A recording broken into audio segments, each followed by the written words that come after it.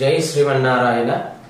ప్రియ భగవద్ బంధువులారా, మన వినోబానగర్ కాలనీలో వేంచేసినటువంటి శ్రీ భూనీలా సమేత కళ్యాణ వెంకటేశ్వర స్వామి యొక్క తృతీయ వార్షిక బ్రహ్మోత్సవాలు మనకు 4వ తారీఖు జూన్ నెల 4వ తారీఖు నుండి ప్రారంభం మొదలుకొని 6వ తారీఖు వరకు స్వామివారి యొక్క తృతీయ వార్షిక బ్రహ్మోత్సవాలు జరుగుతూ ఉన్నాయి. ఎంతో అంగరంగ వైభవంగా జరగబోతున్నాయి. కావున ప్రతి ఒక్కరు కూడా స్వామి యొక్క నిత్యం జరిగేటటువంటి ఉత్సవాలలో జరిగేటటువంటి నిత్య కార్యక్రమాల్లో పాల్గొని స్వామి యొక్క అనుగ్రహాన్ని పొందుతూ, అదేవిధంగా మన బ్రహ్మోత్సవంలో విశేషమైనటువంటి సుదర్శన నారసింహ హవనం కానీ, చండీ హవనం కూడా, అదేవిధంగా మహాపూర్ణావతి, అదే శ్రీ భూనీలా సమేత కళ్యాణ వెంకటేశ్వర స్వామి యొక్క తిరుకళ్యాణ మహోత్సవం కూడా ఎంతో వైభవంగా నిర్వహించడం జరుగుతుంది. అలాగే శ్రీ సుదర్శన స్వామి యొక్క చక్ర తీర్థోత్సవం అంటాము.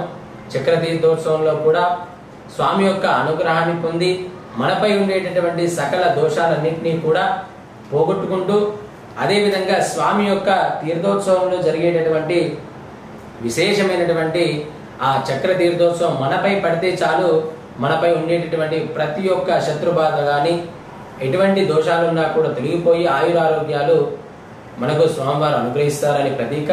అదేవిధంగా 4వ తారీఖు నాడు సుదర్శన నారసింహ హవనం, అదేవిధంగా గరుడ హవనం ఇక్కడ విశేషంగా నిర్వహించడం జరుగుతుంది. ఎవరైనా వివాహం జరిగినటువంటి దంపతులకు సంతాన ప్రాప్తి కొరకు ఈ గరుడ ప్రసాదాన్ని అందజేస్తారు. ఆ ప్రసాదాన్ని ఎవరైతే స్వీకరిస్తారో స్వామి యొక్క గరుడ కళ్యాణం అంటామో ఆ కళ్యాణంలో పాల్గొని ఆ గరుడ హవనంలో కాస్త ఉండి స్వామి యొక్క అనుగ్రహాన్ని పొంది ఆ ప్రసాదాన్ని స్వీకరించినటువంటి భక్తులకు తప్పకుండా సంతాన ప్రాప్తి కలుగుతుందని ప్రతీక, శాస్త్ర సమ్మతం. కావున మన ఆలయంలో ఇంతకు ముందు జరిగినటువంటి గరుడ ఈ ప్రసాదాన్ని స్వీకరించినటువంటి భక్తులందరికీ కూడా సంతానం కలిగినటువంటి ప్రాముఖ్యత ఉంది. అలా ఎవరికైతే సంతాన ప్రాప్తి కావాలని అనుకుంటున్నారో వారు ఈ గరుడ పంచమి రోజు, అదేవిధంగా గరుడ కళ్యాణం రోజు స్వామి యొక్క అనుగ్రహాన్ని పొంది స్వామి ప్రసాదాన్ని స్వీకరించాల్సిందిగా మనవి. అదేవిధంగా చండీ హవనం కూడా ఉంటుంది. సకల కార్యసిద్ధి కొరకు గణపతి హవనం, ఇలా ఎన్నో విశేషమైనటువంటి కార్యక్రమాలు మనకు ఇక్కడ మనం జరుపుతూ ఉంటాము. అదేవిధంగా స్వామి యొక్క తిరుకళ్యాణ మహోత్సవం జరుగుతూ ఉంది. 5వ తారీఖు నాడు మధ్యాహ్న కాల సమయంలో ఇక్కడ స్వామి యొక్క కళ్యాణం జరుగుతుంది. ఎవరికైతే వివాహం జరగాల్సిన వాళ్ళు ఉన్నారో స్వామి యొక్క అనుగ్రహం చేత ఆ కన్యాదాన ఫలితాన్ని పొంది స్వామి యొక్క అనుగ్రహం పొంది వెంటనే వారికి అతి తొందర సమయంలో, తక్కువ సమయంలో వారికి వివాహం జరిగేటటువంటి యోగ్యత లభిస్తుంది. అలా వివాహం కావాల్సినటువంటి వారు కూడా స్వామి యొక్క అనుగ్రహాన్ని పొంది ఆ కళ్యాణంలో పాల్గొనవలసిందిగా ప్రార్థన.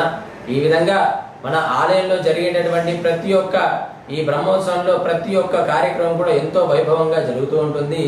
కావున ఈ బ్రహ్మోత్సవంలో ఎక్కడున్నా సరే భక్తులంతా కూడా తప్పకుండా స్వామి యొక్క సన్నిధానానికి చేరుకొని 4వ తారీఖు నుండి మొదలుకొని 6వ తారీఖు వరకు స్వామి యొక్క బ్రహ్మోత్సవంలో విశేషమైనటువంటి కార్యక్రమాలు జరుగుతూ ఉంటాయి. అందులో ప్రతి ఒక్కరూ కూడా పాల్గొని స్వామి యొక్క అనుగ్రహాన్ని పొంది ఎంతో వైభవమైనటువంటి బ్రహ్మోత్సవాలందరూ కూడా భక్తి శ్రద్ధలతో జరిపిద్దాం. అందరూ కూడా ఆహ్వానితులే. జై శ్రీమన్నారాయణ. ఓం నమో వెంకటేశాయ.